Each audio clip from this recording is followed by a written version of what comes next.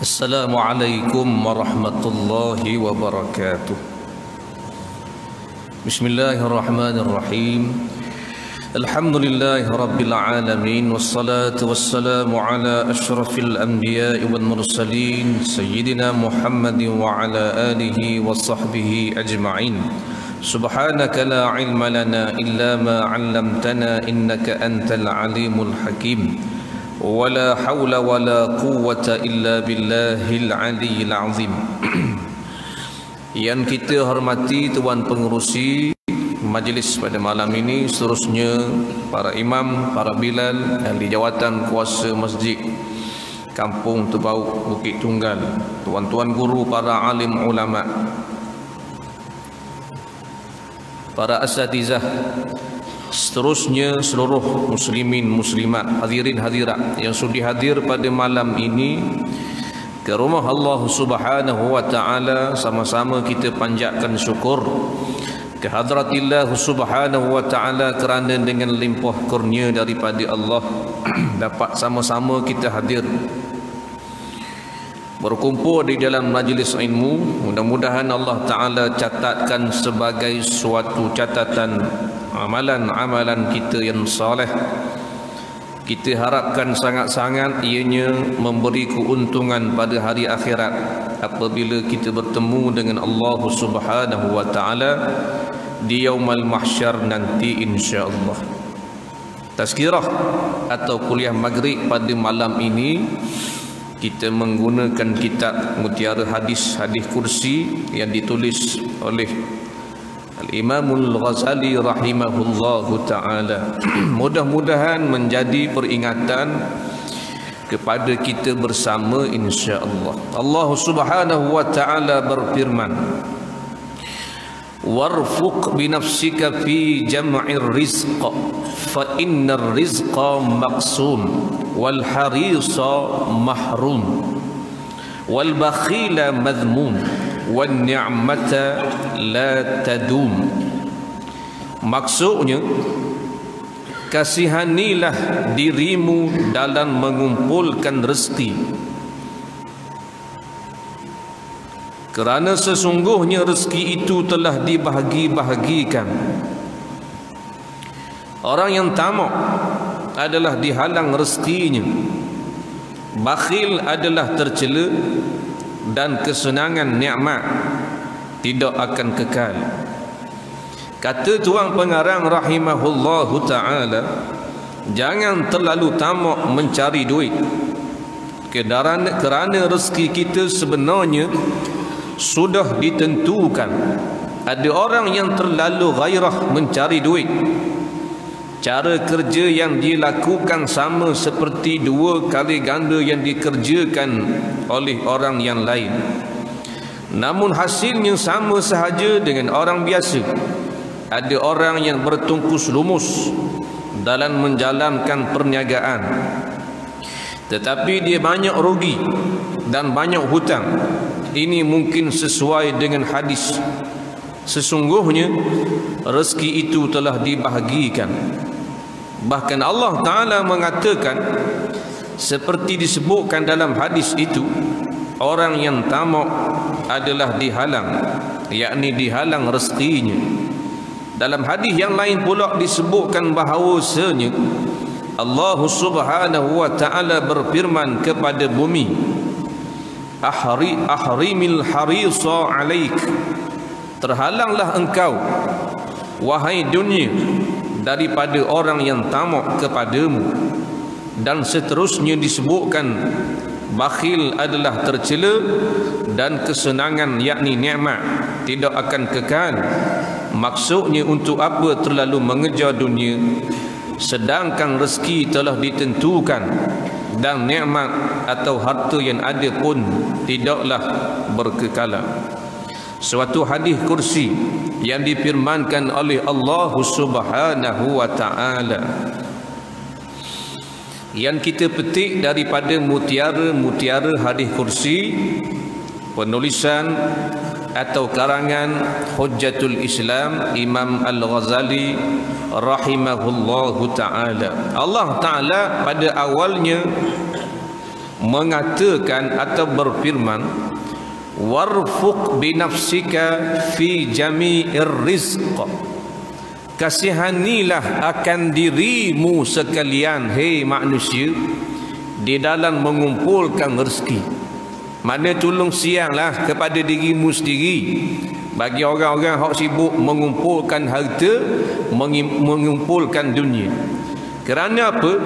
Fa innar rizqa maqsum, sesungguhnya rezeki ini telah pun siap dibahagikan oleh Allah Subhanahu wa taala.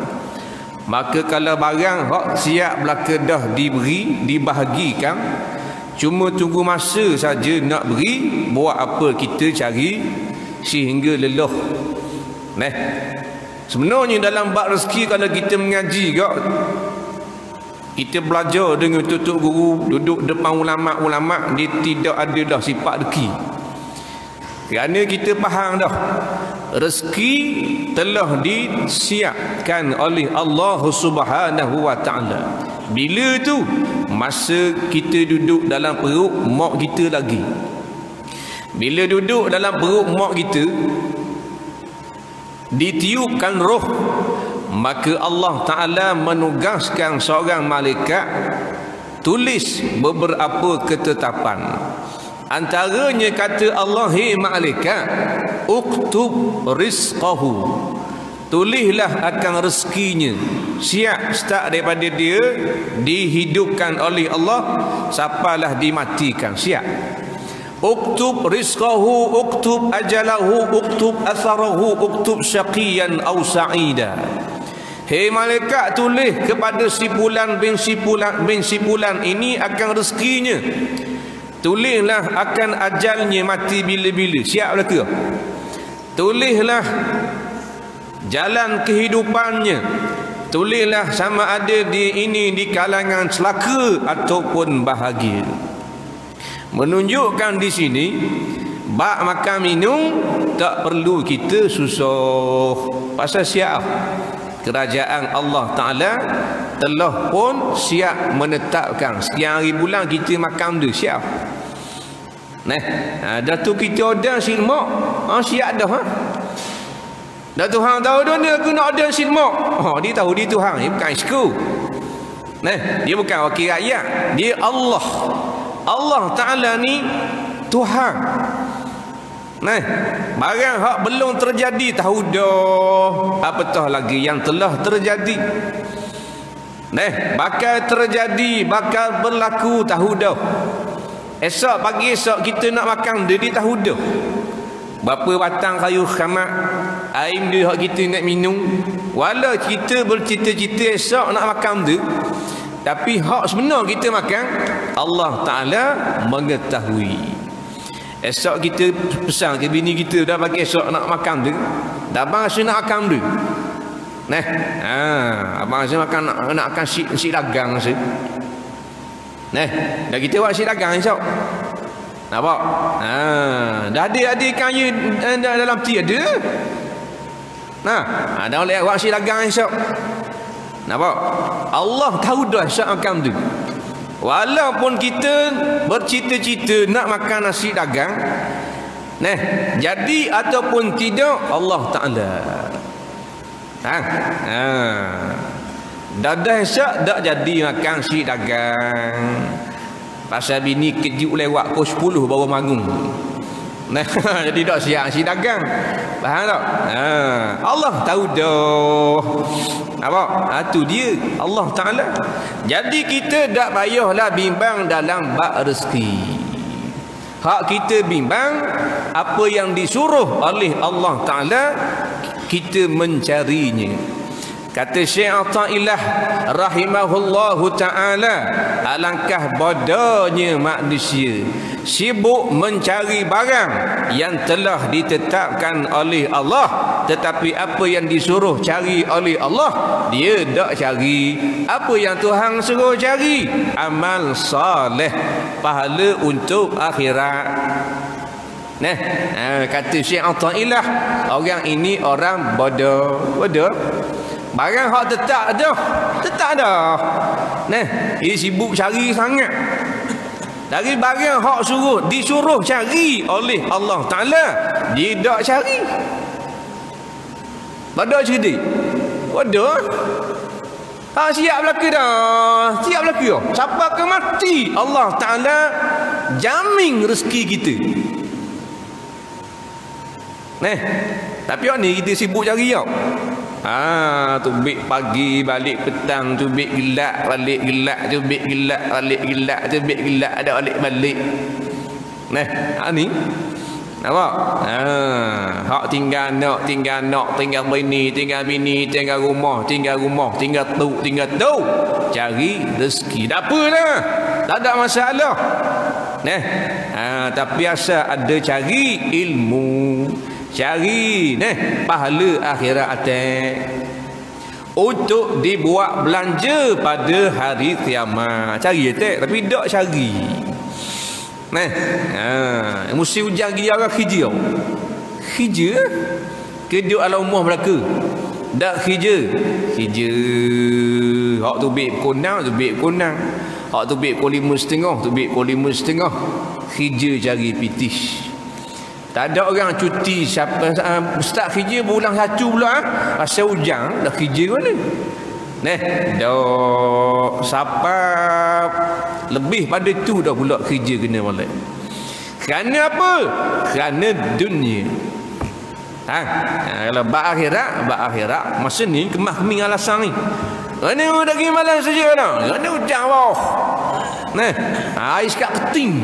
Aku nak turun daripada rumah. Tak boleh. Alasan kemah-keming tu si hujan. Habis musim hujan alasan panas pula. Ni hujan kan baru ni. Agak panas ni nak jemur baju, nak basuh tu basuh ni. Tu tak? Nak kemah halaman rumah. Ya alasan. Patut kita kena bersyukur kepada Allah Subhanahu wa taala. Kerana dia beri kepada kita bermacam-macam nikmat. Nampak? Kita tak sewa alasan.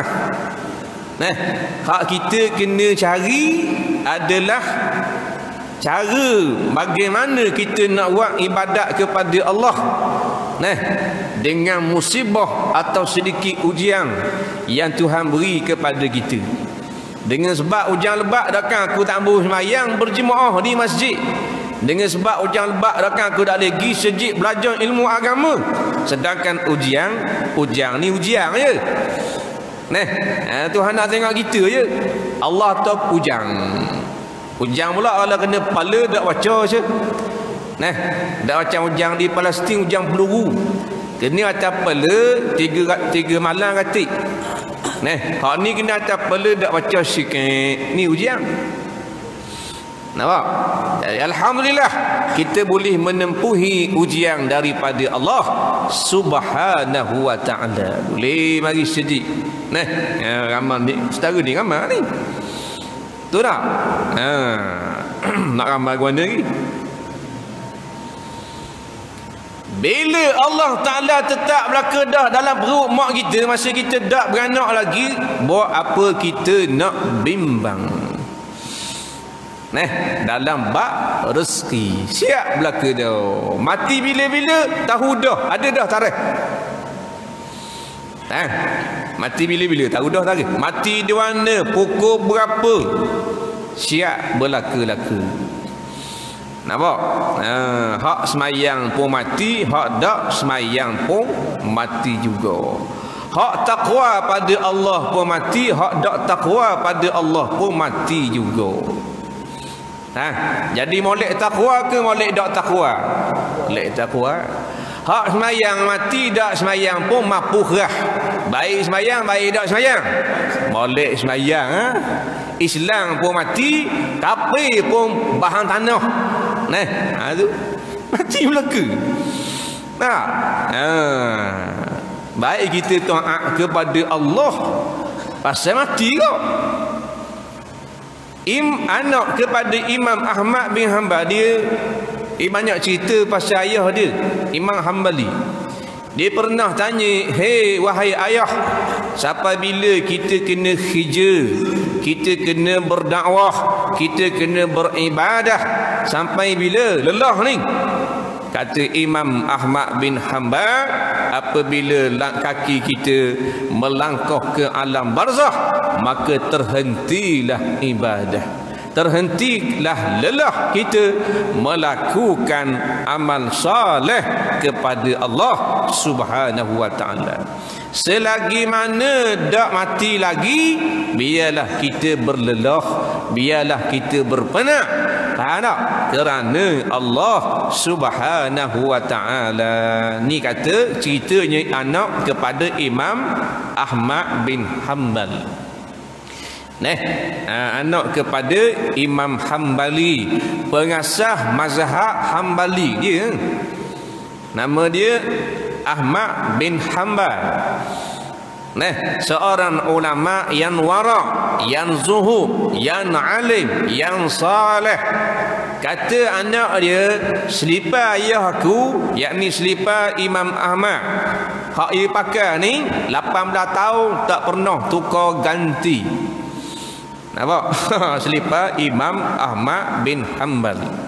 Dan pernah dikisahkan selipar dia sangat-sangat ditakuti oleh jin. Selipar dia. Ni dia panggil kelebihan, karamah yang Allah beri kepada orang-orang yang dikehendaki, wali-wali dia, orang-orang yang dekat dengan Allah. Selipar dia, selipar yang dipakai oleh Imam Ahmad. Pernah suatu hari Raja Iraq, seorang hamba yang dia kasih sakit, ngaca jadi macam orang gila babi gitu. Jadi nak berobat tak baik. Tak cakap nak panggil cuk mama, tak baik semua. Akhir tanya timbalan dia, "Guana gamak ada orang pandai-pandai berobat?"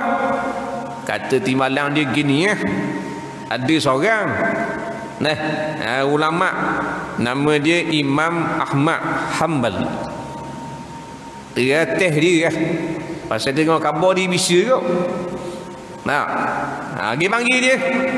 Kata Raja Iraq, pergi panggil ulama tu, ngadak aku di raja di istana, suruh dia berobat hamba-ku. Biar baik. Aku beri hadiah. Lalu timbalang ni pun, menteri ni pun turun daripada istana, pergi cari di mana tempat duduk rumah Imam Ahmad. Tanya orang begitu begini, siapa? Rupa-rupa Imam Ahmad tengah ngajar. Habis ngajar, masuk menteri, "Wahai tuan, ada nak beritahu usahalah." Guana gamak? Taklah Raja Iraq menitahkan tuan pergi mengadak dia berobat hambanya yang sakit. Kata Imam Ahmad bin Hanbal, kalau raja nak berobat, suruh dia mari sini. Suruh raja tu bawa hamba dia, nak berobat tu mari sini, mari tempat ngajar. Kata menteri, mana boleh raja mari kat mu? Amu kena pergi kat raja. Sekarang ni mu nak aku ke aku nak mu? Bodoh. Tapi dia tak kata, bodoh tu dia tambah. Mu nak aku nak mu. Dah lah ni raja dah, raja dulu aku. Imam Ahmad ni ulama besar. Dia tak takut ke makhluk, hak dia takut tu hang seorang. Raja Iraq, raja besar. Kata Imam Ahmad, dah nak berobat, mari sini. Aku nak pergi kamu pula. Jadi kau menteri balik order kamu tu. Pergi ngadak raja. Raja kata, "Ke mana? Lah ke mana Imam Ahmad?" Kata menteri ni, "Kita ajak dia, dia mari tak mau mari sekarang. Dia suruh tuanku pergi kat dia." Hebat, orang hebat. Nampak? Berani Imam Ahmad suruh aku pergi kat dia. Mungkin pula kali kat dia, suruh dia mari. Kalau tak mari, aku akan mengenakan hukuman. Turun pula raja menteri pergi pula dekat Imam Ahmad. Gi kat Imam Ahmad, suruh pula kan lagi imam ni. Tak imam ni. Raja suruh mu gi juga kat dia. Kalau tak gi, mu akan kena hukum. Kata Imam Ahmad, hei, tak reti bahasa sungguh orang tua ni. Aku tak ambil gi istana. Kalau mu nak suruh aku berobat, ginilah mu mari kawan tu mari sini. Aku ambil gi istana. Tak kena hukum kalau mu tak gi. Tak hukum, tak hukum. Akhir bincang. Kata Imam Ahmad gini ya. Mu ambil selipar aku dah. Mu ambil selipar aku, mu pergi kat istana, mu suruh raja pegang, akak tikbih tinggi daripada kepala dia, kabar kepada pengasuh ataupun hamba hak sakit itu, kabar ke dia, hei penyakit yang disebabkan oleh jin, keluarlah daripada tubuh badan ini. Kalau tak keluar, aku katok dengan selipar Imam Ahmad bin Hanbal. Menteri ni pun ambil selipar balik. Sampai istana tu, raja tunggu dah cacang. Siapa masuk dalam raja tanah, apa mana? Imam Ahmad Hanbal pada mari dah. Kata menteri, dak mari tarang tuanku dah. Lipar dia mari. Dia nak mari lipar je mari. Tak orang kelas. Orang bisa. Itu kalau orang gigi istana tengok. Tepah je Melayu cakap tinggi ceh orang. Nampak? Sebulan tepah dah, siap dah. Gosok dah ni. Masa nak pergi istana. Nak pergi nu Putrajaya. Nak pergi salang dengan Menteri Kewangan. Faham tak? Siap dah. Rasa kita siap gila jawatan. Siap gila harta. Lama besar Imam Ahmad dah. Lipar dah. Ambil lipar aku dah. Hanya nak tengok muka. Ambil lipar bagi istana. Lipar dia je ada tuanku. Dia suruh berobat dengan selipar dia. Tak ada arah juga berobat dengan selipar. Tuanku kena pegang selipar dia. Akak tinggi daripada kepala tuanku. Kata gini. Ayah je. Raja tu. Raja tu ambil lipar Imam Ahmad Asyadi. Naik tinggi gitu, ada apa-apa? Hei jin yang jahat yang menghuni di dalam tubuh bodoh aku ini, baikmu keluar daripada tubuh ini. Kalau tidak, aku katok dengan selipar kepunyaan Imam Ahmad bin Hanbal. Bila kata gitu, keluar sungguh jin yang berwarna hitam 3-4 ekor tubik daripada tubuh budak dia tadi. Tubik sungguh disaksikan oleh ramai orang. Orang tengok tubik sungguh jin. Dalam tubik kemudian cakap budak jin. Katanya jin, musuh aku tubik daripada tubuh budak ini. Kalau musuh aku tubik daripada negara Iraq, nescaya aku akan tembak berapa tubik daripada negara Iraq. Tak? Tu baru selipar Jepun saja. Tuan punya tak mari lagi. Kalau tuan punya mari tak tahu lagi. Tu dipanggil keistimewaan, karamah salafus salih, orang-orang yang dekat dengan Allah Subhanahu wa taala. Bukan kata tubuh badan dia, selipar kepunyaan dia pun natang jin takut. Apa? Pasal apa hebat kelas dia Imam Ahmad bin Hanbal ni? Pasal selipar dia pun jin takut. Pasal dia takut ke Tuhan. Orang yang takut kepada Allah, makhluk akan takut kepadanya. Nampak? Itu kunci dia. Sebab tu kita kena takut kepada Allah Ta'ala. Imam Ahmad ni takut pada Tuhan. Sebab tu dia tetap dengan fatwa dia. Tidak berganjak. Kalau dipaksa oleh kerajaan, mengikuti maknanya, biar selari dengan kehendak kerajaan, apa-apa fatwa, apa-apa hukum, tahu? Kan Imam Ahmad kena ji kan? Imam Ahmad kena ji. Di dadang berjihad, di dadang perang. Ketika mana Imam Ahmad dia nak wafat, dia tengok kedua kaki. Kaki dia tengok kaki dia. Kata Imam Ahmad, alangkah ruginya kakiku ini kerana tidak sempat berjihad, berperang pada jalan Allah Subhanahu wa taala. Saya kena ji. Diji oleh kerajaan yang memerintah ketika itu. Kerana lantangnya Imam Ahmad bin Hanbal, dan tetap teguhnya dengan hukum, dengan pendiriannya berpaksikan Quran dan Sunnah. Orang hebat. Anak dia kata Imam Ahmad bin Hanbal, ayah dia ni, tiap-tiap malam tahajud sama. Orang tanya, dah ayahmu tahajud berapa rakaat tiap-tiap malam? Seingat aku tiap-tiap malam dia akan tahajud semayang malam 300 rakaat. Nampak tak?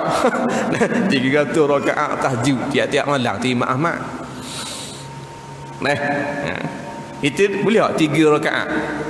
Tak boleh. Tak usah kata 300, 3 rakaat dah witir. Tak boleh. Nak hujan, musim hujan ni. Nak. Witir kita gagah bulan Ramadan lah. Habis bulan Ramadan gulung tika, witir bola gobok. Tu tak? Ada witir-witir. Kena molek pelik pula witir kalau mayang-mayang tak ada Ramadan ni. Mayang dia dapat serakaat di paisi tadi. Aku mayang witir witir guna? Lah witir serakaat. Orang buat kau dak bulan puasa. Buat apa? Bulan puasa je witir. Ingat bulan puasa je ada witir. Bengong punya orang. Itu bulan puasa je ada witir. Dak bulan dak puasa pun boleh gak witir. Orang dak buat mayang tarawih orang dak buat. Bulan dak puasa. Mayang tarawih bulan Rabiul Awal. Faham tak? Tak ada orang buat gitu dah. 300 rakaat nyetang. Kelah Imam Ahmad bin Hanbal. Siapa Tuhan izinkan selipar dia ditakuti oleh jin. Lipar dia jin takut. Dan lipar kita jin takut. Dah saya kata lipar kita jin tak takut. Nampak? Jin nak ke kita. Kawan baik lah kita dengan jin. Ini syaitan. Tahu tak?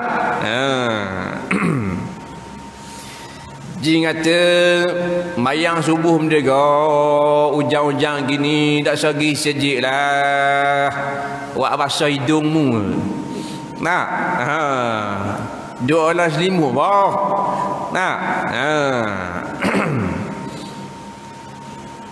Mayang rumah hak jenis kerahkan mayang rumah.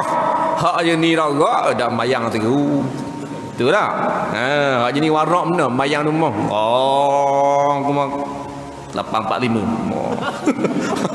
Allahumma dini 845 kata jenis kerahkan mana tu. Hak jenis ragak cetak dah mayang apa. Ni hak mari-mari jenis babi mana ni. Hari gak sejak hujan-hujan hari gak betul tak? Babi benar. Dah hak jenis dak babi. Mari tak? Dak. Mari apa gak masjid? Boleh dia mari masjid. Kan boleh seng. Kalau boleh seng tak apa gak mari masjid. Mari. Hak dulu mari, lening gak mari. Dulu serban, lening tak ada serban, tak ada piyah dah. Main pak projek pula. Saya banyak nak projek lah ni. Betul tak? Hak ni Allah uji dengan hujan. Hak ni Allah uji dengan projek. Hak ni Allah Ta'ala uji dengan bini. Hak ni Allah Ta'ala uji dengan anak-anak. Dan nak buat amal saleh. Kita semua ni diuji oleh Allah Ta'ala mereka. Betul tak? Tak usah kata korang kata ke diri kita sendiri. Atau kadang dengan tukang ngajar sama sendiri je. Tukang ngajar bapak wali sama. Sama tak kok. Sama lemah. Berarti panggil majlis tazkirah. Majlis pakat peringat masing-masing. Pasal kalau tak beringat, jadilah lah, jadi anyu bahan dibanji. Betul tak? Ha? Baca awal mukadimah kita kata kita kena syukur pada Allah. Tiap-tiap malam boleh mari syukur kepada Allah. Ha? Orang lain tak dapat macam kita ni. Boleh semayang 5 waktu, boleh duduk dalam majlis ilmu, makan cukup, minum cukup. Betul tak? Duduk dalam masjid. Nak kata panas sangat, tak juga. Nak kata sejuk sangat macam Dewan Parlimen, tak juga. Mana sedang-sedang. Tu nikmat dia panggil. Nak kata sakit, siapa dah lewat ibadat, tak juga. Nak kata sihat, siapa boleh berlari maraton, tak juga. Mana sedang-sedang. Boleh buat ibadat pada Allah. Nak kata sibuk berdakwah, sibuk menyampaikan agama, sibuk ngaji siapa tinggal anak bini, dak juga. Ngaji juga, kerja juga, dan juga dengan anak bini. Ini panggil nikmat. Nikmat. Nikmat sihat, nikmat lapang masa, nikmat melihat, nikmat lagi. Ada kata Imam Harim Muhasibi rahimahullahu ta'ala, hendaklah kamu syukur atas nikmat pemberian daripada Allah. Sekiranya kamu tak bersyukur atas nikmat yang diberikan oleh Allah subhanahu wa ta'ala, seolah-olah kamu mengundang kehilangan nikmat tersebut. Seolah-olah kalau kita ni tak bersyukur atas nikmat sihat, kita kata ke Tuhan, "Hei Allah, jadikanlah aku sakit." Seolah-olah gitu. Kalau kita tak bersyukur atas nikmat mata, seolah-olah kita kata ke Tuhan, "Hei Tuhan, butakan mataku." Kalau kita tak bersyukur dengan nikmat kaki, seolah-olah kita kata ke Tuhan, "Hei Tuhan, potonglah kakiku." Seolah-olah gitu.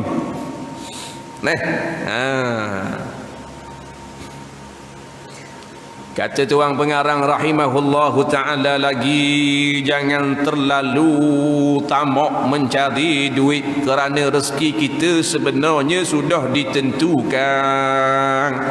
Jangan tamak sangat cari harta. Cari harta tak salah, jangan tamak. Orang tamak dia panggil anjing. Ad-dunya jifatun wa tullabuha kilabun, atau kama qala. Dunia ini umpama macam bangkai yang sangat-sangat busuk. Wa tullabuha kilabun, yang gemar, yang suka pemburu kepada bangkai, kilabun, anjing-anjing yang hina. Waktu kalau tamak sangat cari dunia, anjing. Dunia tidak salah untuk dicari, tapi bukan berpenak lelah, dan tujuan diciptakan dunia ini untuk dicari. Tapi diciptakan dunia ini sebagai wasilah untuk kita dapat keuntungan akhirat. Tu tujuan kita, Allah Ta'ala buat dunia. Dan ni cari harta siapa tak semayang, menyong sungguh. Betul tak? Dadang nak semayang bini, dadang nak semayang laki, dadang nak semayang anak-anak, dadang nak semayang bang.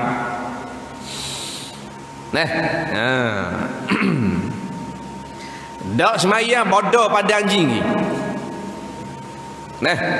Lebih hina daripada babi, orang yang tidak sembahyang. Dikisahkan apabila seekor lembu, dia cakap dengan ayam, dia cakap dengan kambing. Kata lembu, "Hei nak tak kambing, untung aku dok kecil macam mung. Tuhan buat aku besar. Aku kalau hari-hari haji, kau orang cari aku, ada orang tak cari mung. Aku ni manusia berakhir. Rasa tubuh aku besar, daging banyak." Maka katanya nata kambing, "Wahai Allah, walau aku dak besar macam bu, tapi aku bersyukur kepadamu. Apa? Kerana aku manusia, makan juga daging aku. Sekurang-kurangnya kata kambing, aku juga dijadikan binatang korban pada hari raya Aidil Adha. Walau tak besar macam bu, tapi aku bersyukur kepadamu wahai Allah. Sekurang-kurangnya kata kambing, aku tak macam ayam. Pasal apa? Ayam orang tak sembelih hari raya korban. Sekurang-kurangnya aku adalah daging ibadah, tak macam ayam. Maka bila ayam dengar apa yang diperkatakan oleh kambing, ayam kata, wahai Allah, wahai Tuhan, walaupun aku kecil, aku tidak dijadikan binatang korban, sekurang-kurangnya aku masih boleh dimakan oleh manusia. Manusia masih lagi mencariku dan memakan dagingku, dan telurku juga dimakan, dan sekurang-kurangnya aku berjasa juga kepada manusia kerana aku mengejutkan mereka untuk sembahyang subuh. Katanya ayam, aku gerak sembahyang subuh. Kan ayam kokok awal kan? Kokok tu tak? Nanti nak subuh tu ia kokok. Sekurang-kurang jasaku kepada manusia menggerakkan mereka sembahyang subuh. Aku lebih mulia berbanding dengan anjing. Dengar dia anjing. Anjing kata napang, aku kata kaku. Maka kata anjing, wahai Tuhan, wahai Allah. Betul kata ayam, walaupun aku ini najis mughallazah. Sekurang-kurangnya katanya anjing, aku berjasa juga kepada manusia. Apa jasa anjing? Aku jaga kebun, aku jaga rumah-rumah mereka, aku jaga tanaman-tanaman mereka, aku menjaga keselamatan mereka daripada dimasuki oleh pencuri. Sekurang-kurangnya aku lebih mulia daripada babi. Kata anjing. Dengar di babi. Babi kata kau ni, betul dah Tuhan. Betul dah anjing kata, aku ni hina binatang, dalam banyak-banyak binatang aku hina kali. Memang babi ni tak? Dia semua babi sunat bunuh belaka. Ada pun anjing bukan semua sunat bunuh. Ada anjing hak sunat bunuh, ada anjing hak tak sunat bunuh. Anjing hak sunat bunuh, anjing yang menggigit, anjing yang memudaratkan orang, anjing gila babi. Lambat orang lalu kejar, betul tak? Posmen 13 jari atas peti. Anjing gitu sunat bunuh. Ada anjing hak tak sunat bunuh, anjing hak baik tu, hak orang kafir bela tu. Kecil. Kaki kecil. Bulu bau comel. Bulu pun apa macam apa hidung cetek. Anjing tu tak sunat bunuh tu. Ada pun babi sunat bunuh lagi. Babi gila, babi tak gila, babi 3 suku, babi kiu, babi handsome, babi macho, babi sunat bunuh lagi. Tu. Maka kata babi, walau aku ini binatang mughallazah, aku ni banding binatang-binatang lain aku hina sekali. Katanya babi, sekurang-kurangnya wahai Allah, aku lebih mulia kerana aku beriman denganmu. Aku lebih mulia daripada manusia yang tidak sembahyang. Itu sungguh betul tak? Babi lebih mulia daripada orang tak sembahyang.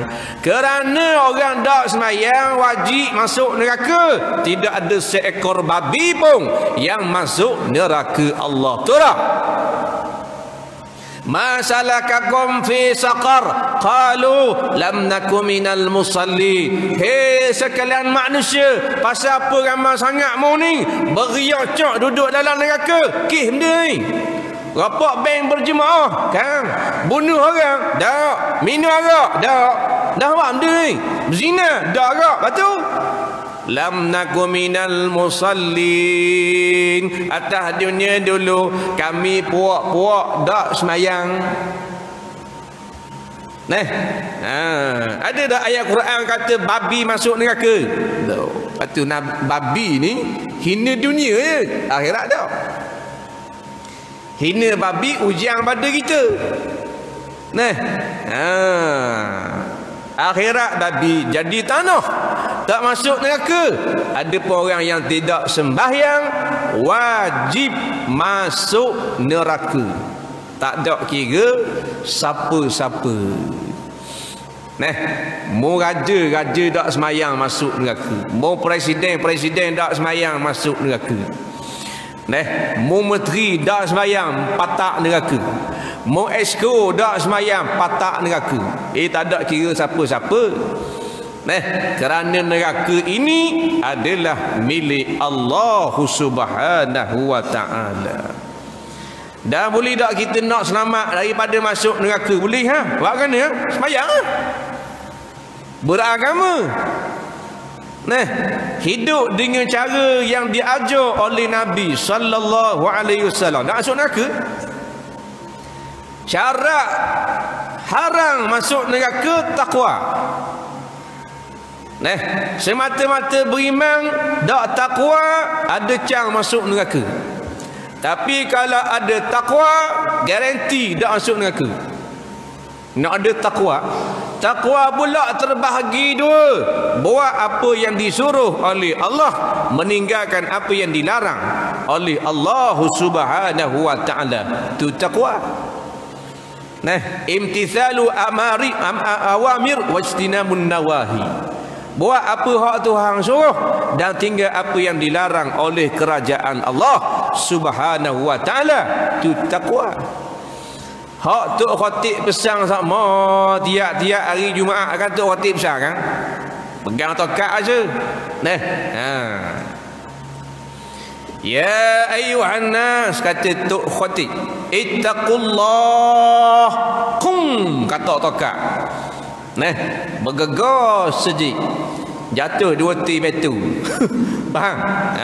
Hei sekalian manusia, bertakwalah kalian, kamu semua, kepada Allah. Itu takwa. Lepas tu jadi rukun khutbah. Tak pesan takwa, tak sah khutbah. Wajib pesan tiap-tiap hari Jumaat. Betul tak? Dia kata tak jina pun Tok Khatib pesan, mau tidur pada mana dengar? Mari tidur. Tidur balik rumah Suruh selawat, tak selawat. Suruh takwa, tak takwa. Takwa di seorang pun takwa, duduk ramai pun takwa. Itu takwa. Tak boleh takwa masih duduk ramai. Duduk ramai takwa ramai. Duduk ramai-ramai gini ramai boleh takwa. Betul tak? Duduk 5-6 orang jemaah, ada timam pula, ada timbilan. Memang takwa kita. Dokang dengan ada timam dia timbilan pun semua duduk buat beratang pun semua. Kita pun buat tubik gambar lucuh. Ada tak? Tak ada orang buat kerja gitu. Hak nak ukur takwa tak takwa sungguh seseorang bila duduk seorang. Bila duduk seorang ada orang nampak tak? Tak. Duduk dalam bilik pula, kuci pula bitu kat dalam, bini duduk dapur tengok Maharaja lawak. Kita duduk dalam bilik jeng. Takwa ke tak takwa? Situ sudah ukur. Hak ramai-ramai putu kuat. Duduk seorang buat maksiat kepada Allah. Dah tak ada orang. Anak-anak nak masuk dalam bilik, dah. Ada ayah ada kerja. Ada kerja sungguh ayah. Dalam telefon duk tangan macam-macam jenis boleh tengok. Betul tak? Dalam lorong janggut ayah. Nah, boleh tengok macam-macam. Itu sudah ukur diri kita takwa kot mana. Nah, orang hak betul-betul takwa, air matanya untuk akhirat, air matanya untuk Allah, air matanya untuk dosa-dosanya. Tu kata takwa sungguh. Diriwayatkan salafus salih pernah menangis kerana takut kepada Allah. Salafus salih banyak menangis, terutamanya apabila mengingat tentang kematian, apabila membaca Al-Quranul Karim.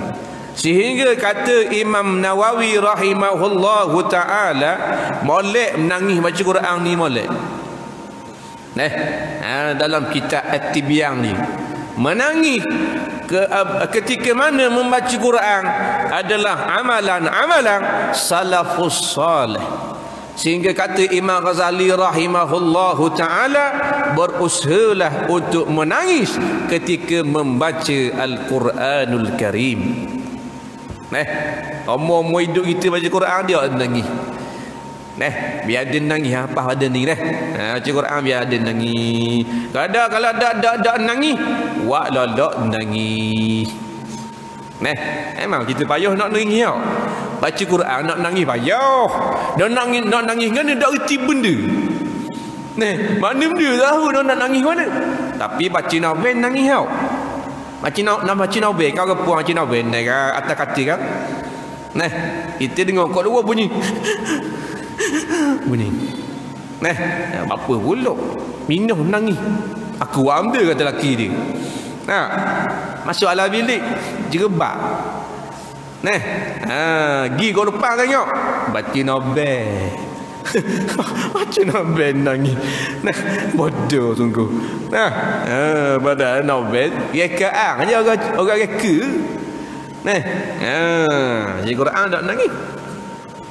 Aisyah radhiyallahu anha dikata kepada Rasulullah sallallahu alaihi wasallam, inna Abu Bakr rajulun raqiqu idza qara'a al-Quran la yamliku dam'ah. Sesungguhnya Abu Bakar As-Siddiq radhiyallahu anhu seorang laki-laki yang berhati lembut dan senantiasa menangis apabila membaca Al-Quran. Nangis mau Sayyidina Abu Bakar.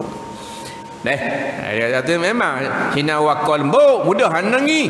Sayyidina Umar Al-Khattab radhiyallahu anhu menangis. Kata Abdullah bin Shaddad radhiyallahu an, ketika mana aku semayang subuh yang diimamkan oleh apa benda ni Sayyidina Umar Al-Khattab. Ketika itu kata Abdullah bin Shaddad, aku duduk saf paling belakang. Sayyidina Umar jadi imam. Maka jelas aku mendengar sedu-sedu, dipanggil sedu. Sedihnya Umar membaca Al-Quran. Ketika mana jadi imam waktu solat subuh, dengar kat belakang bunyi. Dia panggil sedu. Sayyidina Umar. Undertaker. Damang dia. Nangis tu. Allahu Rabbi. Pernah pengsan ketika mana menjadi imam sembahyang subuh. Pesang tu. Kihim dia takutang baca ayat Al-Quranul Karim. Pesang tu. Allahu Rabbi. Bila? Ketika mana dia menjadi khalifah. Dia jadi khalifah. Dia jadi Perdana Menteri ketika itu. Dia jadi imam mayang subuh. Nampak? Pesang. Dah habis semayang pesang. Ping pesang. Kerana takutnya kepada Allah Subhanahu wa ta'ala ni. Cerita orang dulu-dulu. Takwa sungguh. Cari pemimpin ni jadi imam mayang subuh, lepas tu baca Quran, dalam semayang nangis. Payah nak cari. Apa payah nak cari? Dah wakil rakyat Alin ni mana mayang bang. Dan saya kata nak jadi imam, suruh jadi imam mayang pun dah. Betul tak? Jangan kata korang ni tazkirah umum. Jadi wakil rakyat dak semayang, bengong sungguh. Hak bodoh lagi hak tukang pilih. Betul tak? Ada pula pilih wakil rakyat hak dak semayang. Bila dak semayang, lagu mana ni nak memimpin kita? Nak membimbing kita lagu mana? Kaki dak semayang. Macam nawak laki kena semayang. Pilih laki hak semayang, betul tak? Dan pilih laki hak dak semayang. Lepas tu nak pergi syurga kepada otak pun. Abang bawa kita syurga syok-syok insya-Allah. Kawan ni dak semayang. Nama ekor benar lah kocek. Dah syurga mana ni? Sesak barat. Betul tak? Rakyat sesak pasal pilih pemimpin hak sesak.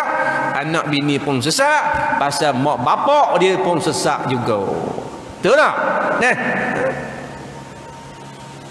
Pilih pemimpin tak semayang bang, jahat. Orang tak semayang ni jahat ke baik? Jahat tak semayang. Mana ada orang tak semayang baik? Dia kata nampak je dah semayang baik. Baik tu mu baik. Ali ni kaka mana baik ke mana? Ada juga orang cakap gitu. Dah semayang, tidak semayang tak? Tapi walau tidak semayang baik dia. Ke mana baik? Tak ada macam orang tak pakai tudung. Berarti dia kata baik. Baik kau mana? Kak pakai tudung, kak dah baik, dah pakai tudung, kak tua 48 umur. Tak pakai tudung baik tu. Dia kata walau kak ada pakai tudung, hati kak baik. Kataan mana guna ni? Inilah perkataan orang-orang yang jahil, mengaku baik tapi derhaka kepada Allah. Mana di istilah orang tak semayang baik? Ahli neraka ni jahat. Tak ada orang tak semayang duduk dalam syurga. Apa muda dalam syurga? Atas dunia dulu aku tak semayang kan? Dalam syurga tak semayang, patak neraka. Jadi bila rakyat tak semayang, pilih pemimpin tak semayang betul tak? Kata pemimpin ni hari-hari lebong rakyat. Pasal tak semayang. Semayang jadi lagu lain. As-salah tatanha anil fahsya'i wal munkar. Semayang ni jadi benteng pada dia daripada mengerjakan perbuatan keji dan mungkar. Ada semayang. Dan pemimpin tak semayang, kemungkaran sama buat, maksiat sama, zalim sama kepada rakyat, lebong sama, kecil sama. Tak cukup kecil dalam lubang jambang, kecil atas kepala rakyat. Betul tak?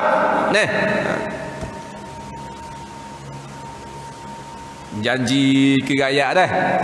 Janji saja tuan-tuan dan puan-puan. Suruh pilih dia. Tuan-tuan dan puan-puan, pilihlah saya. Bila saya menjadi wakil kepada tuan-tuan dan puan-puan, saya akan menjaga kebajikan tuan-tuan dan puan-puan. Tak usah bimbang, saya ini berjiwa rakyat. Kepala bapakmu berjiwa rakyat apa gitu? Berjiwa peraung. Mana ada berjiwa rakyat berusaha menyusahkan rakyat. Rakyat hak susah, makin miskin, makin basak tadi. Betul tak? Hari-hari tengok orang susah kan, betul tak? Hak tak ada PT nak bayar orang anak sekolah, hak 3-4 orang anak-anak dia dak sekolah tak ada PT. Hak ni pula anak sakit bergelip panggil tak tahu. Hak ni kena belah doktor nak 30,000, hak ni nak 60,000 pasal anak dia sakit jatuh.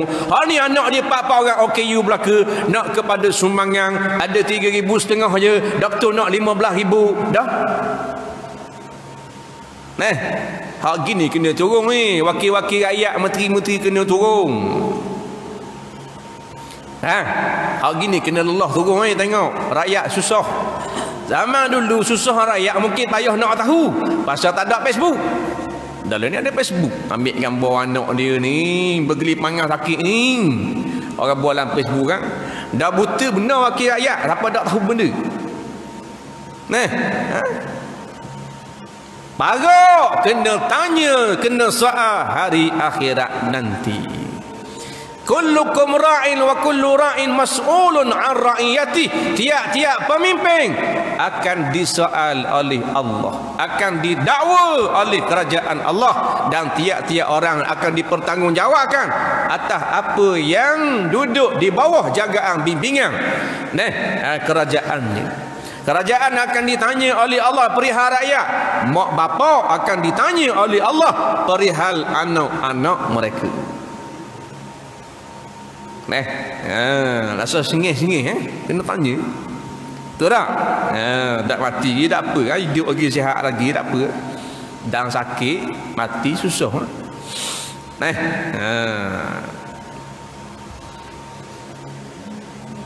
Ibnu Abbas radhiyallahu anhu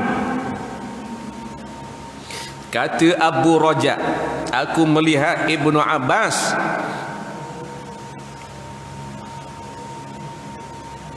di bawah kedua kelopak matanya senantiasa mengeluarkan air mata. Ibnu Abbas, sehingga seorang riwayat mengatakan kelabu mata Ibnu Abbas kerana banyak menangis. Banyak menangis.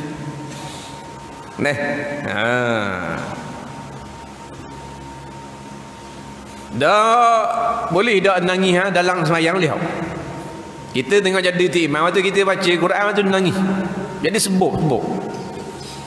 Boleh orang nangis? Jawabnya boleh. Lepas tu sahabat-sahabat nangis. Cuma dalam mazhab Syafi'i, kalau menangis dalam semayang, mengeluarkan perkataan yang difahami lebih daripada 2 patah, maka batal semayang. Dengar semayang Maliki Yaumiddin, sedihnya aku, bunyi sedihnya aku, 3 dah batal. Nampak? Di dalam mazhab kita, mazhab Syafi'i. Tapi kalau perkataan yang tidak dipahami, ditubik dengan automatik, sedih kan? Contoh Maliki Yaumiddin, bunyi gitu, dia tak faham apa mana. Mana benda? Ke faham mana? Mana benda? Minyak naik ke benda? Dak tahu dah, dak faham dah. Maaf ada syarat tak patah. Cuma janganlah dizahirkan siapa hilang betul semayang tu sendiri. Seolah-olah macam majlis meraung.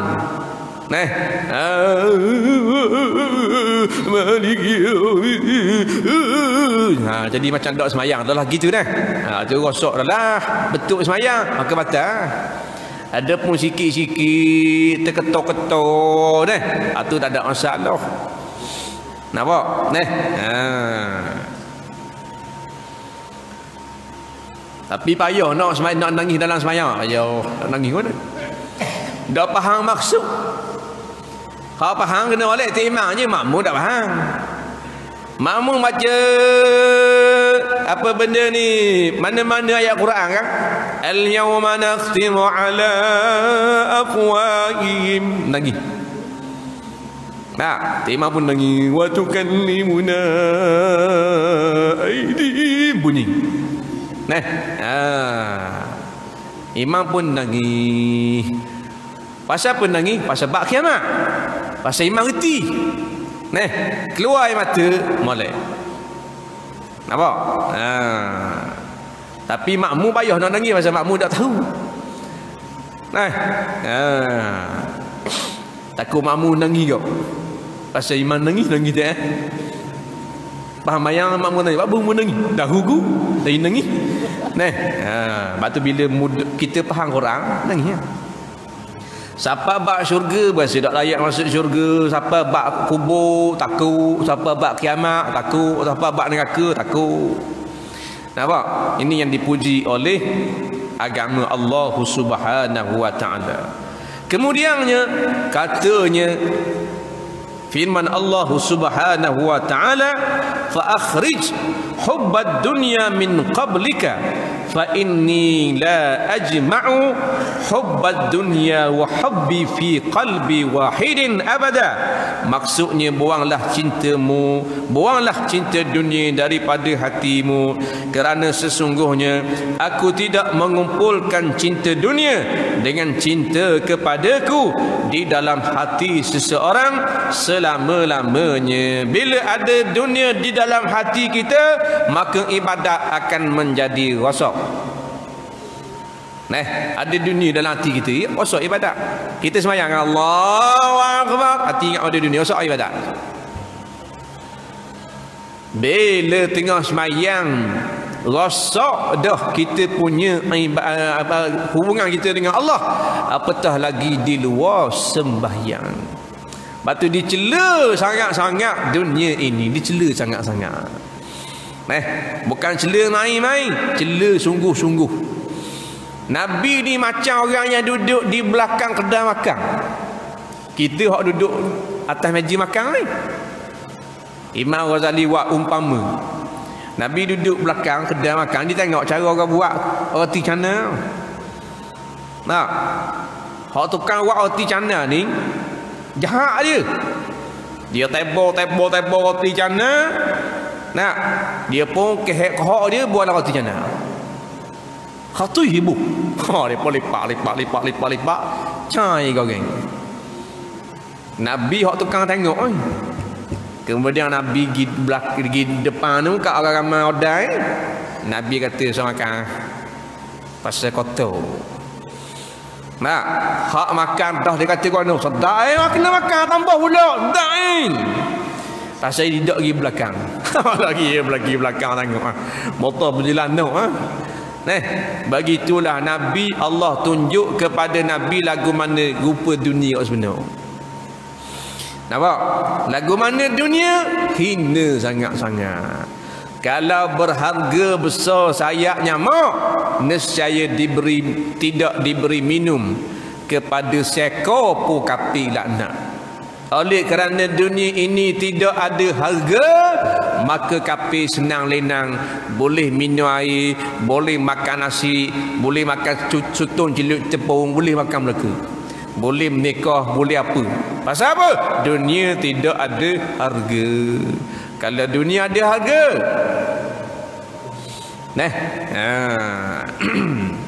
sesungguhnya aku tidak mengumpulkan cinta dunia dengan cinta kepadaku di dalam hati seseorang selama-lamanya.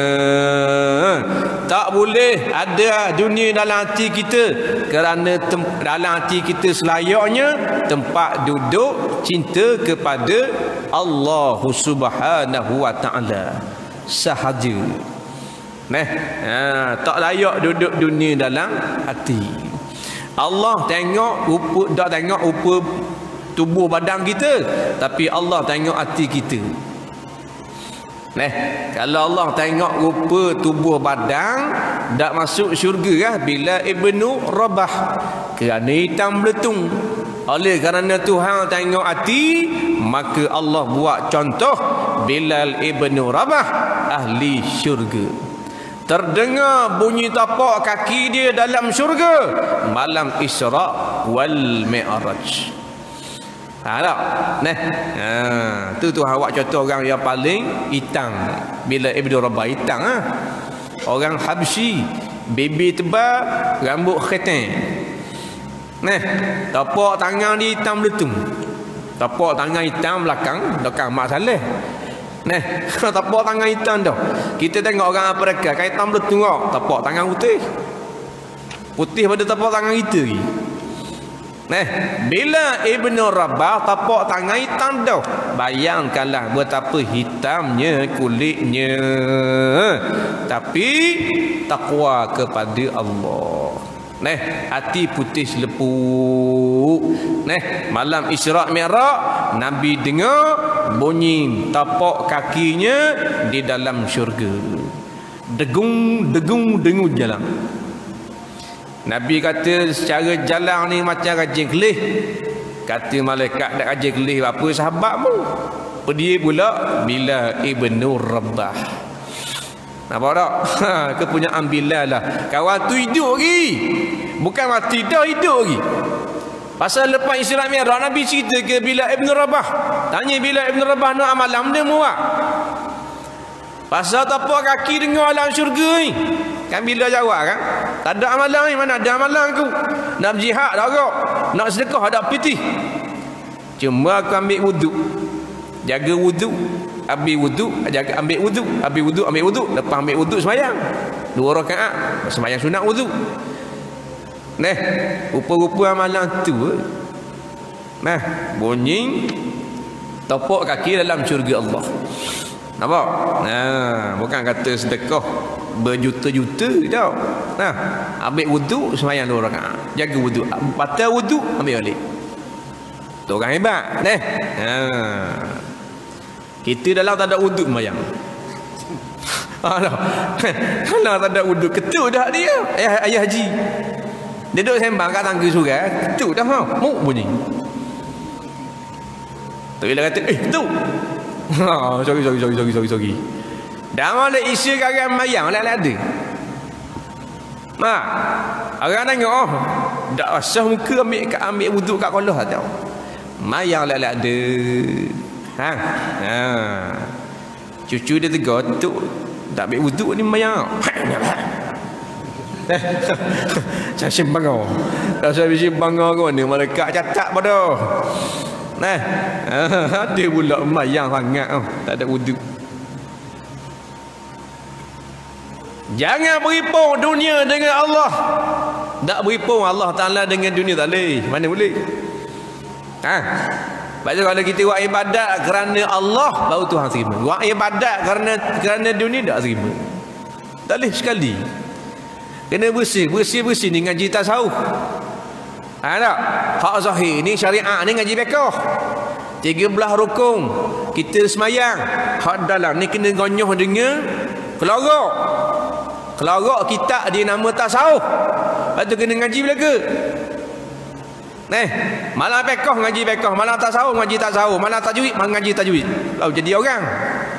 Malam tafsir ngaji tafsir. Ni malam fiqh ngaji, malam tasawuf dak ngaji. Pasal malam tasawuf sibuk sah dah ngaji sah. Lepas bila semayang kerana orang, kerana makhluk. Semua pekerjaan kalau kita buat walau bukan bentuk ibadat yang khusus, kita buat kerana Allah, kata ulama-ulama dapat pahala ibadat. Ibadat yang umum dia bagi. Kita buat makan gula, tujuan kita nak makan korang. Kerana Allah, dapat pahala. Nak jamu tetamu kan, tujuan kita biarlah siap dia nak makan nasi tu panas makan kat lambu kita biar.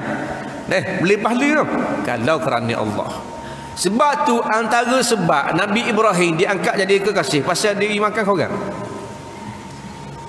Nabi Ibrahim jadi Khalilullah 3 sebab. Yang pertama dia mengutamakan perintah Allah. Yang kedua dia yakin rezeki Allah, dijamin oleh kerajaan Allah. Yang ketiga Nabi Ibrahim tidak berjalan melainkan dicari orang-orang yang makan turut serta bersamanya. Sehingga kata riwayat Nabi Ibrahim sanggup berjalan 1 hingga 2 batu untuk semata-mata makan nasi bersama dengan tetamu-tetamunya. Nak makan orang, tidak makan seorang. Nabi Ibrahim Allah angkat jadi Khalilullah ni kekasih Allah. Allah Nabi Ibrahim itu makan dengan orang, makan dengan tetamu.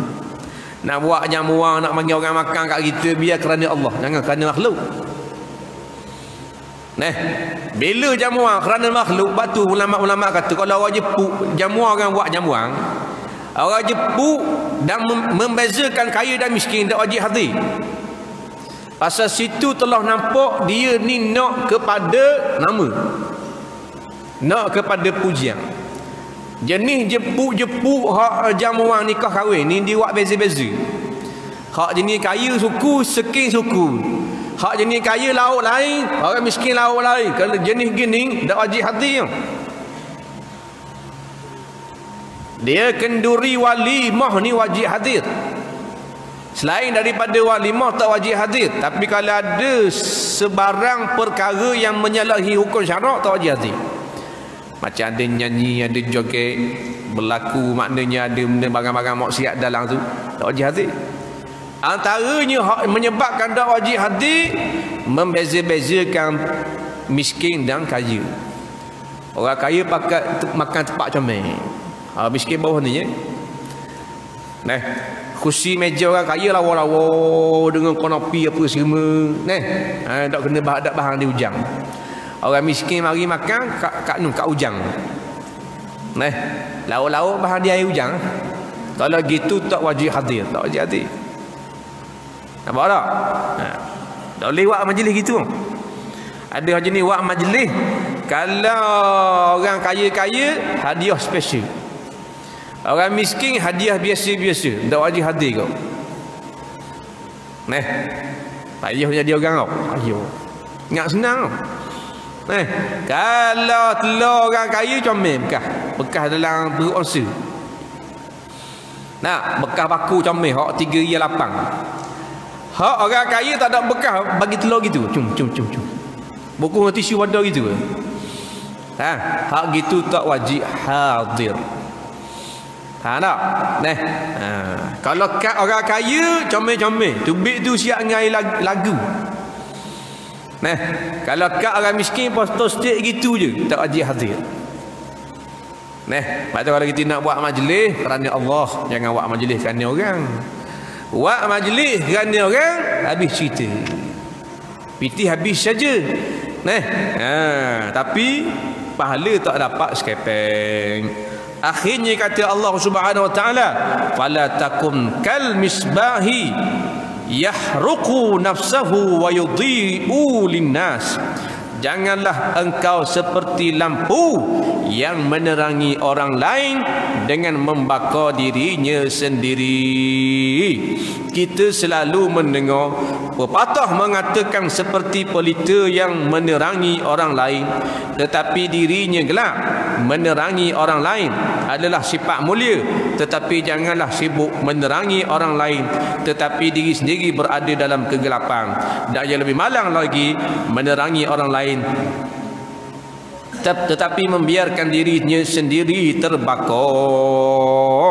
Ini adalah kiasan terhadap orang yang selalu menyuruh orang lain berbuat baik, yakni beramal, tetapi dia sendiri tidak beramal, dan melarang orang lain daripada kemungkaran, tetapi dia sendiri melakukan kemungkaran tersebut. Dia suruh orang mari semayang ramai-ramai, dia tak semayang. Marilah masjid beramai-ramai, pakat berhidup ramai-ramai, kata AJK masjid. AJK nak mari. Nampak? Macam lampu yang menerangi orang, lilin yang menerangi orang, tapi membakar dirinya sendiri. Dia ada dua maksud. Yang pertama pengorbanan, yang kedua membodohkan diri dia sendiri. Orang lain terang, dia susah, tak terang. Terang mana? Orang lain beramal, terang dalam kubur, dia gelap kerana dia tak beramal. Nah, atas dunia dulu disuruh rawat baik, buatlah begini, jangan buat begini, semayanglah, jangan tak semayang. Nah, sedekahlah, jangan tak sedekah. Nah, pakai-pakai mari sejiklah, tapi dia tak lagi. Sebab tu nak pilih AJK masjid, bendahari masjid, pengurusi masjid, kaki masjid. Jangan latih buka kaki masjid, power. Hak jenis mari musyarak saja. Kaki hak jenis AJK masjid, kaki masjid. Hak nak jaga piti masjid, jenis hak dak kerekut. Nah, ni bendahari kerekut nak mampu. Nak buat program beraluh, nak buat tu beraluh, nak buat ni kira kaiti dia. Kita nak buat program ni lah, Ustaz, ada ni apa benda ni, nak berhidup masjid kita, nak bagi penceramah, lepas tu nak buat jamuan apa semua ni, kertas kerja dia bajet dalam 5,000 Allah. Kecil sikit ada, kecil sikit, 500 ya ada, 500 ya. Nah, 500 ya, jangan orang sekut Nah, macam BT dia ada jenis bendahari gitu. Jenis AJK kedekut. Betul tak? Ayo, orang nak beli ni lah, baik faham. Tak kita tambah kipas lah pasal masjid kita mana ni. Nah, kita tambah kipas. Dah saya kata tambah kau tambah kipas Kalau tambah banyak-banyak kipas, orang tak aman dia kat itu. Nah, orang tak aman dia kau. Nah, dah saya kata nak tambah kau. Nah, kalau tambah akaun tidak okey. Bawa panah deri orang. Belum jeruk ni. Tak ke? Pasal apa? Bersih. Orang buku itu tu pasal rimu ibu ala kocek. Ada AJK gitu. AJK bodoh dia panggil. Rimu kipar, rimu ekor ibu ala kocek. Tak boleh orang lain tak boleh. Dia pegang. Dia buka, dia katuk, dia slow, dia kuat dia. AJK apa gitu. Nah, AJK lah. Nah, jadi AJK kelak catur dah mung. Dah saja jadi AJK masjid, punah masjid. Hak molek ramai-ramai jadi kau sikit. Orang nak kau ramai. Sejik-sejik ni orang tak boleh lawa, semata-mata nak ramai. Sejik lawa saja tak ada orang mana. Pertandingan masjid lawa. Nah, tapi tak ada orang mana. Nak masjid cantik dan ramai orang. Tu kan nak. Ni buat pertandingan masjid tercantik Terengganu. Boleh ke masjid tu? Comel sungguh dengan pokok bunga. Nah, pokok ni buah hati kucing kat jadah Tok Imam. Comel masjid dia. Nah, tapi 4 orang bagi mayang. Nah, hari-hari kuliah 6 orang. Amboh gitu.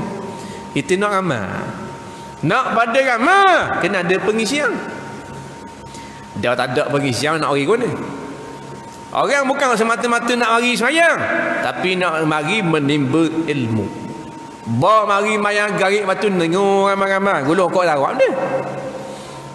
Nak ada majlis ilmu. Nak pada majlis ilmu berhajat pada ustaz-ustaz, tok guru ulama-ulama. Tok guru ulama-ulama apa semua. Kena jemput dia mari tu. Dia nak hari diri. Bukan malam ni rasa nak pergi masjid terapung je. Bung pergi. Kan gitu. Nah, dia kena jemput mari. Pukul berapa nak mari. Garik ke subuh. Nah, kena panggil dia. Kena mulai buat surat beradang baru mari kuliah. Bukan dia mari sikap kecing. Masa nak kuliah pula. Boleh tak kuliah? Tak boleh gitu pada. Masa ada dia kata dah bila ustaz nak pergi masjid kita. Nak Johor, Pulau Pinang, Kedah. Nak bila ustaz nak pergi masjid kita, dah dia dah jemput. Nak pergi mana? Nak jemput dululah baru kita mari kita pergi tarikh. Nak betul tak? Sama juga nak pergi masjid kita ramai. Nak pergi ramai kena ada program. Program ilmiah. Bukan bagi orang joget. Dia orang ramai. Nah, ni tak ada program. Mana macam kita ada orang hari tau. Dah kuliah tak ada. Lepas tu nak suruh orang ramai. Mana? Panggil ustaz-ustaz. Kelas-kelas. Kita seorang je. Kita dah kelas kita cak ayang ke. Panggil orang kelas-kelas hebat-hebat. Nampak? Lepas tu kalau nak ramai luar biasa lagi, ada cara lain pula. Nak tahu tak cara dia? Nak tahu tak? Mana sebenarnya nak lihat. Cara dia mudah ke? Nak suruh orang ramai. Buat banner. Nampak? Buat banner biar besar. Jangan banner kecil, banner besar. Ni betul stick. Ni aluh betul stick. Bagi mama hengong tu. Buat banner bapak itu. Buat banner pula. Ialah abu nama ustaz apa semua gambar ustaz. Kalau boleh gambar ustaz kek. Hafsa kami golek. Insya-Allah hak lepas-lepas dah kalau buat ramai orang. Wapso banner, wak kuliah perdana, lepas tu gambar kambing 3-4 ekor golek dah. Kambing golek disediakan. Sate kajang 1000 batang. Insya-Allah tengok berebut Memang kulit pala lokang. Sigong di makmum. Gitu. Pasal kita kuasa ada dah. Kuasa ada dah kerja kita imarahkan masjid-masjid. Dulu tak ada kuasa. Ni ada kuasa. Tuhan biar kita sedikit kuasa boleh memerintah. Gunalah mandat yang diberikan, amanah yang diberikan oleh rakyat pada tempat yang sepatutnya. Jangan sama seringa hak dulu-dulu. Nak molek kau berat dah pula lampu. Nah, biar hak masjid mapuh kah, kau hidup. Surah hak mapuh kah, jadi hidup. Itu baru pemerintahan yang terbaik. Sebagaimana yang diajar, yang ditunjuk ajar oleh pemerintah Khulafaur Rasyidin. Nak? Nah, Umar bin Abdul Aziz, pemerintahan 2 tahun lebih ya. Nah, habis rakyat jadi kaya dah ke? Siapa tidak ada seorang rakyat pun yang layak menerima zakat. Piti zakat bertambung-tambung. Itu berkat pasal takwa pada Allah. Sehingga piti zakat dibahagi-bahagikan kepada orang yang nak nikah. Banyak nak piti. Nak wi ke orang miskin, ada orang miskin. Berkat pemerintahan orang yang bertakwa kepada Allah Subhanahu wa taala. Mudah-mudahan kita tergolong di kalangan orang-orang yang bertakwa kepada Allah Subhanahu wa taala dan mencintai Allah, mencintai akhirat dan menjauhkan Allah taala menjauhkan kita daripada tergolong di kalangan golongan-golongan yang mencintai dunia. Wallahu Subhanahu wa taala alam. Mudah-mudahan sedikit tazkirah pada malam ini memberi manfaat kepada kita bersama insya-Allah. Sebelum kita tutup majlis pada malam ini ada 2 pengumuman. Itulah yang pertama, rayuan derma pada malam ini insya-Allah kita akan kumpulkan dana membantu pengajian, membantu pembangunan fasal ketiga, menyiapkan bangunan pengajian 4 tingkat Sekolah Agama Ali Irsyad di Balok Kuantan. Kosnya sebanyak 5 juta. Siapa yang berhajat untuk menderma, maka bolehlah meletakkan sumbangan tuan-tuan dan puan-puan dalam tabung-tabung yang kita sediakan insya-Allah. Yang keduanya, jualan amal barangan sunnah daripada kru kita. Siapa yang berhajat, maka selesai daripada kita solat isyak berjemaah, dijemput seluruh muslimin dan juga muslimat, hadirin dan hadirat. Bakal tengoklah jualan amal di belakang sana insya-Allah. Bismillahirrahmanirrahim. Allahumma zayyina bi zinatil Quran wa akrimna bi karamatil Quran wa syarmi syarafatil Quran wa albisna bi qinatil Quran wa adkhilna al jannata bi syafa'atil Quran wa afina min kulli bala wa adzabil akhirah bi hurmatil Quran. Rabbana atina fid dunya hasanah wa fil akhirati hasanatan wa qina adzaban nar. Sallallahu ala sayyidina Muhammad wa ala alihi wa ashabihi ajma'in. Alhamdulillahi rabbil alamin. Assalamualaikum warahmatullahi